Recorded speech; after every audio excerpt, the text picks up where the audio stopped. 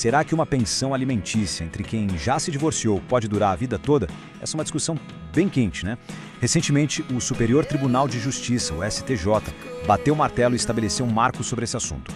Hoje a gente vai mergulhar nisso quase como um guia de estudo mesmo para entender direitinho os 3 critérios objetivos que definem essa situação que, olha, é bem excepcional.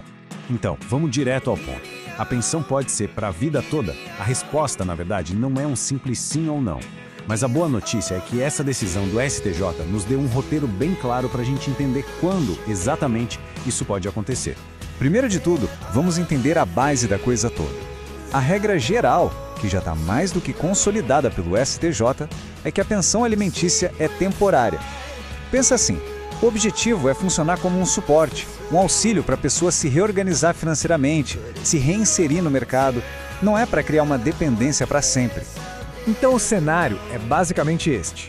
De um lado, a regra do prazo fixo, que é o padrão, o mais comum.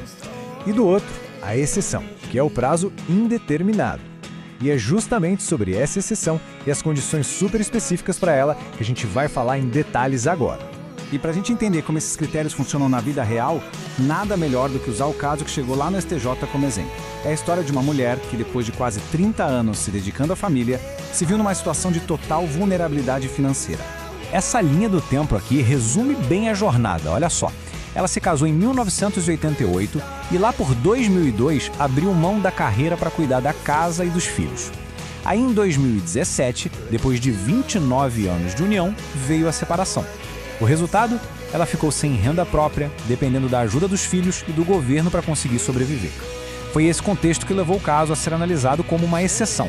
É aqui que a nossa análise fica bem precisa. Para justificar essa pensão por prazo indeterminado, o STJ não se baseou em achismo, não. Ele definiu 3 critérios objetivos e, detalhe, cumulativos. Ou seja, precisa ter os 3. Vamos olhar cada um deles de perto. E aqui estão eles, os 3 pilares que sustentam a decisão.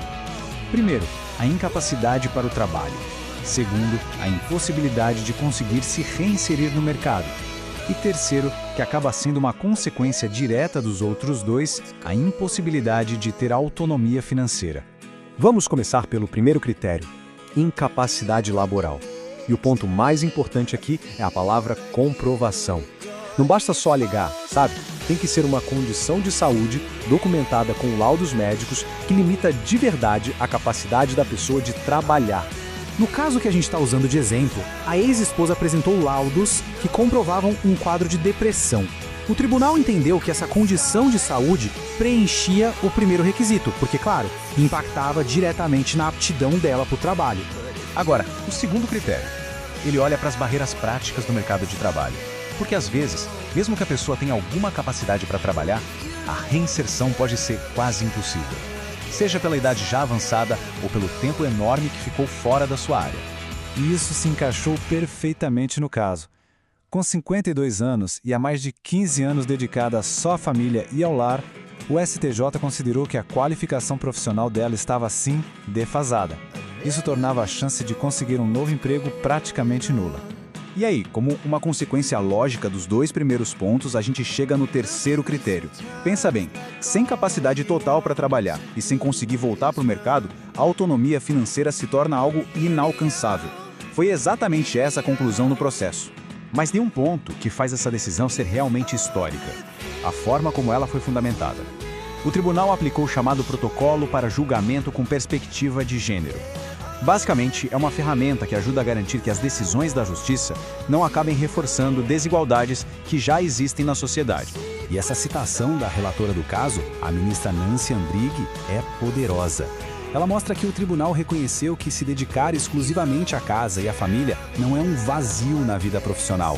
Pelo contrário, é um trabalho que tem valor econômico e que muitas vezes foi o que permitiu que o outro cônjuge tivesse sucesso na carreira.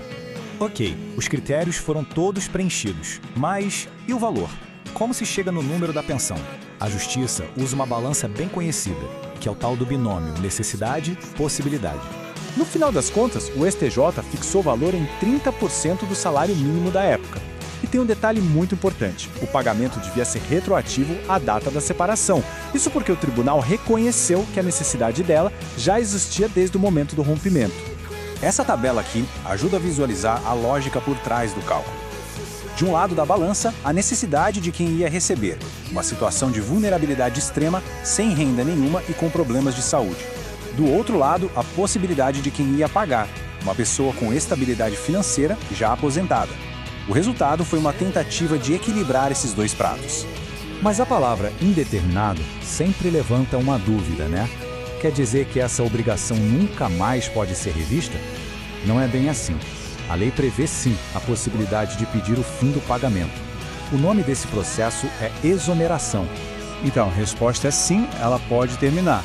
Mas olha, não é algo simples não. O peso de provar que a situação mudou completamente fica todo com quem paga a pensão. E o que ele precisaria provar, exatamente? Basicamente, ele teria que demonstrar de forma bem clara que a situação que justificou a pensão excepcional não existe mais. Seja porque a ex-esposa melhorou de saúde, conseguiu se estabilizar profissionalmente, começou um novo casamento ou união estável, ou até se a vida financeira dele mesmo sofreu uma mudança drástica e inesperada. Então, a grande lição que fica desta análise toda é a seguinte: a decisão do STJ não criou uma regra nova, muito pelo contrário, ela deixou ainda mais claro que a pensão por prazo indeterminado é uma exceção da exceção, algo bem restrito que depende de prova forte e clara naqueles 3 critérios que a gente viu. E tudo isso nos deixa com uma reflexão que vai até além do mundo do direito, né? Esse caso nos força a perguntar: como é que a sociedade enxerga e valoriza o trabalho doméstico e de cuidado? Aquele trabalho que é invisível para o mercado, mas que é absolutamente fundamental para construir uma vida, uma família. É uma pergunta que com certeza continua em aberto.